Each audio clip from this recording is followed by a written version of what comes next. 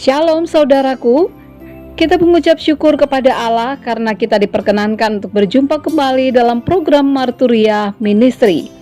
Ada begitu banyak berkat yang Allah nyatakan dalam kehidupan kita, kebaikan dan kasih setianya yang tidak pernah berkesudahan dalam kehidupan kita, bahkan kesempatan untuk menikmati setiap pertambahan, baik itu kelahiran maupun perkawinan.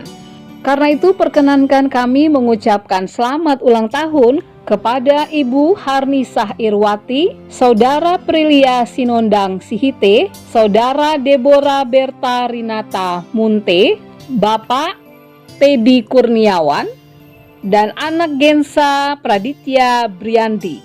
Kiranya Tuhan Yesus menyempurnakan sukacita dan kebahagiaan Bapak Ibu Saudara sekalian. Saat ini firman Tuhan akan menyapa kita kembali. Mari kita menenangkan hati kita memohon bimbingan Roh Kudus. Kita berdoa. Bapa di surga, terima kasih karena Tuhan senantiasa mau menyapa kami. Tuntunlah kami dalam Roh-Mu yang kudus, agar kami dapat mengerti firman yang akan kami baca dan yang akan kami renungkan. Di dalam nama Tuhan Yesus kami berdoa. Amin.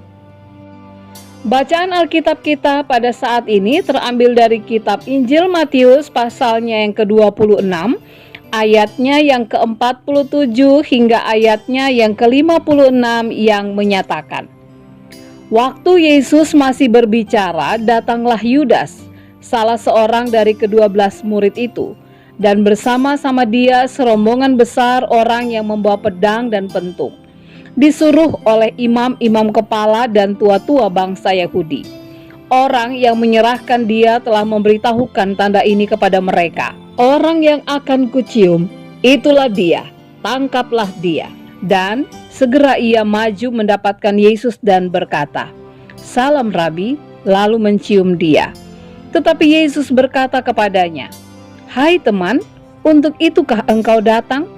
Maka majulah mereka memegang Yesus dan menangkapnya. Tetapi seorang dari mereka yang menyertai Yesus mengulurkan tangannya, menghuduskan pedangnya dan menentakkan kepada hamba imam besar, sehingga putus telinganya. Maka kata Yesus kepadanya, masukkan pedang itu kembali ke dalam sarungnya, sebab barang siapa menggunakan pedang akan binasa oleh pedang. Atau kau sangka bahwa aku tidak dapat berseru kepada Bapakku, supaya ia segera mengirim lebih dari 12 pasukan malaikat membantu aku? Jika begitu, bagaimanakah akan digenapi yang tertulis dalam kitab suci yang mengatakan bahwa harus terjadi demikian?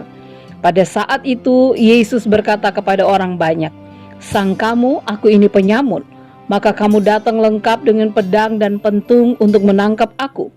Padahal tiap-tiap hari aku duduk mengajar di bait Allah, dan kamu tidak menangkap aku. Akan tetapi semua ini terjadi supaya genap yang ada tertulis dalam kitab nabi-nabi. Lalu semua murid itu meninggalkan dia dan melarikan diri. Demikianlah pembacaan Alkitab. Apa yang ada di benak kita ketika saya menyebutkan nama Yudas? Mungkin Bapak Ibu akan berkata bahwa ia adalah seorang pencuri. Ya, berdasarkan Yohanes pasal 12 ayat 6, dikatakan memang Yudas sering mencuri atau mengambil uang dalam kas yang dipegangnya. Mungkin orang juga akan mengatakan bahwa Yudas adalah seorang pengkhianat, orang yang tidak setia atau yang tidak bisa dipercaya, karena perlakuannya terhadap Yesus dengan cara menciumnya, padahal ada maksud tersendiri dalam perlakuannya. Apa yang dilakukan Yudas terhadap Yesus pasti akan membuat semua orang berpikir bahwa ia adalah orang yang layak untuk dibenci, orang yang layak diperlakukan dengan tidak baik. Namun, ketika kita membaca perikop bacaan kita, ada hal yang menarik dikatakan oleh Yesus, atau apa yang Yesus sapa terhadap Yudas. Hai teman, untuk itukah engkau datang? Yesus mengucapkan kata teman terhadap Yudas. Apa makna dari ungkapan Yesus? Yesus tidak memanggil Yudas dengan sebutan hai pengkhianat, hai orang yang tidak tahu berterima kasih, hai orang yang tidak tahu diuntung, atau kata-kata negatif lainnya. Sesungguhnya Yesus tidak berbohong.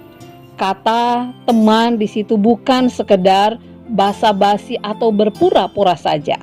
Hal itu dilakukan untuk menunjukkan bahwa Yesus masih melihat kebaikan dalam orang yang amat jahat sekalipun. Daripada memikirkan keburukan-keburukan Yudas, Yesus memilih untuk melihat Yudas sebagai pribadi yang layak diberi kesempatan untuk bertobat. Sekalipun sayang, sungguh sayang, Yudas memilih untuk bunuh diri. Bapak, Ibu, saudara-saudari yang dikasihi oleh Tuhan, Yesus mengajarkan bahwa selalu ada kesempatan untuk seseorang mengalami pertobatan, sejahat-jahatnya ia dalam perilaku hidupnya.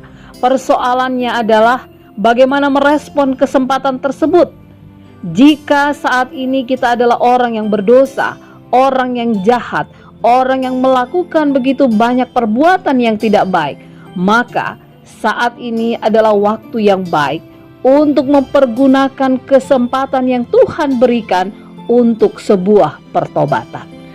Jika saat ini kita mengalami situasi yang tidak menyenangkan oleh karena pengalaman hidup yang dikhianati atau perbuatan-perbuatan yang kita alami karena perilaku jahat dari orang lain atau sesama kita, maka saat ini adalah sebuah kesempatan bagi kita untuk mengizinkan Roh Allah hadir dalam kehidupan kita, memampukan kita, memberikan kita kekuatan, melakukan tindakan kasih agar nama Tuhan saja yang dimuliakan.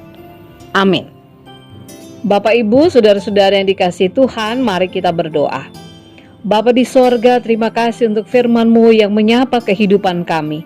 Kami mohon ya Tuhan, karuniakanlah kami hikmat-Mu, agar ketika kami menjalani kehidupan yang Tuhan percayakan kepada kami mampu melakukan tindakan kasih kepada sesama kami.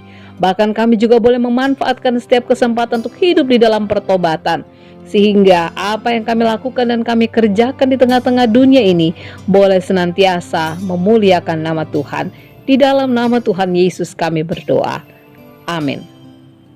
Selamat beraktivitas Bapak Ibu. Tuhan Yesus memberkati setiap karya, kerja, dan layan kita.